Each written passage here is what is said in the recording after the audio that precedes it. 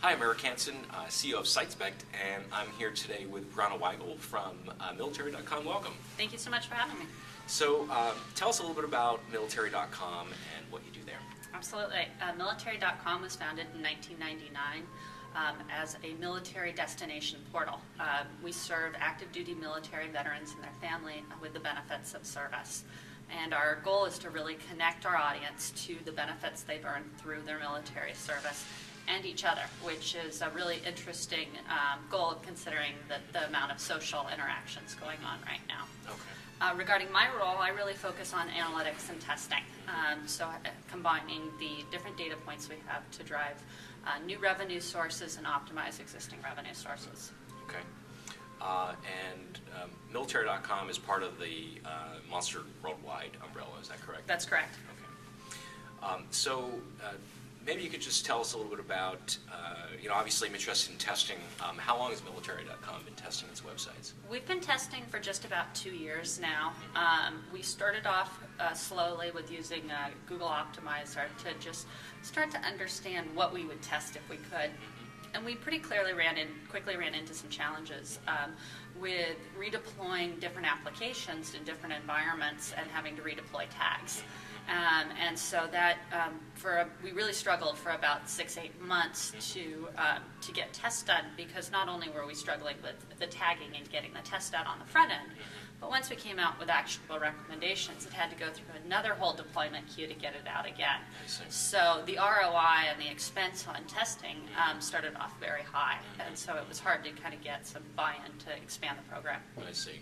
So, having to obviously make changes to the website, and then sometimes, probably more often than not, tests aren't necessarily blockbusters. They're like, oh, we just turned over all these, stones to make these changes, and it turns out it was kind of a bust.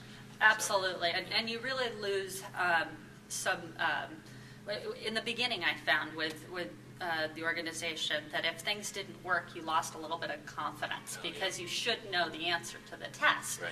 Which sort of goes against my philosophy that I want to fail as quickly as possible with a statistically significant sample.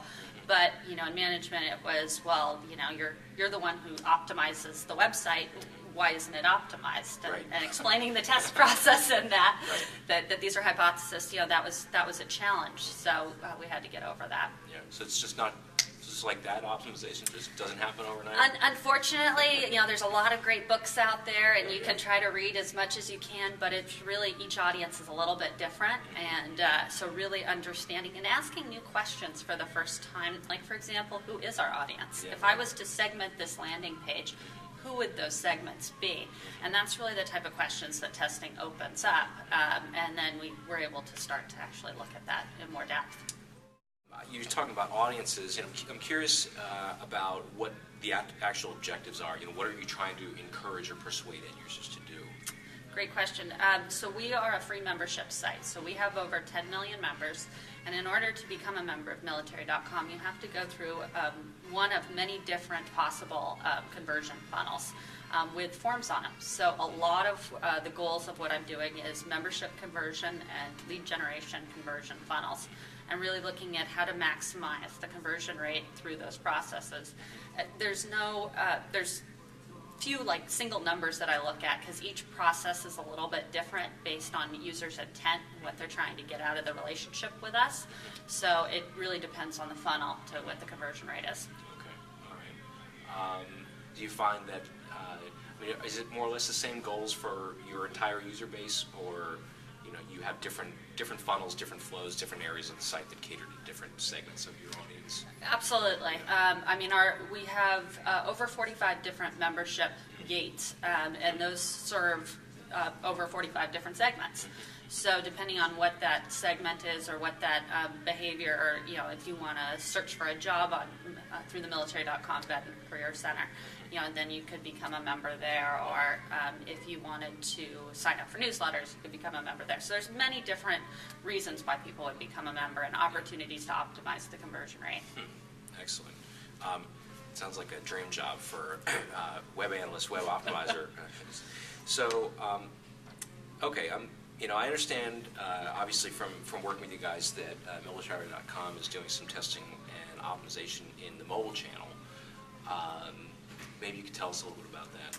Absolutely. This has been a really interesting project for us because testing in mobile kind of was putting the cart before the horse in in some ways, just because we hadn't looked at how really optimizing our lead gen for the mobile experience, because we just didn't think anybody would go through it anyway. And then when we started to look into it, we found that our conversion rate was about half as much as our desktop conversion rate, but people were actually converting, and so our audience did have a propensity to go through a multi-form process on a mobile device, so that raised the opportunity to really optimize that for a mobile experience. So they're sort of, they're like struggling, but they're still managing to get through it, and obviously you compare how people behave more or less with the same objectives or use cases on mobile traffic, and if they're just not getting as far along in the process, or fewer of them are converting, it's a pretty clear opportunity, as you say, absolutely, for some optimization. And it's especially true in our audience, with the military audience, just because they can be a more mobile force. People get redeployed every 2 years, so the prospect of having a big desktop and a big we find that more people are on mobile devices in our audience, and so it's another really good reason for us to look at how to optimize that experience. Okay. So a little bit about your experience with SiteSpect. So you mentioned doing some work with Google Website Optimizer prior to SiteSpect. I don't know if you had any other ways of doing testing, but what were some of your experiences that basically led you to ultimately explore other options, SiteSpect being one of them? Absolutely. So we did do a little bit of testing, just split traffic testing. And we were able to get some quick wins in there, but we weren't able to understand the segments and why they were if they were converting better. So there was no next step. I see. It was really just looking at two forms and saying, okay, let's put these two up and see which one does better. There was no way of knowing why one performed better than another. So we, and then the other real challenge in that was that the data points were they were just very rough. It was just purely conversion data, what comes out at the back end, versus looking at a user experience through a flow. So we only had what happened at the bottom of the funnel, not what happened and why people may have fallen out throughout it. The other, we also looked, as I mentioned, or had used Google Optimizer a little bit, and that was interesting for us as well. But we ran into the challenge of tagging.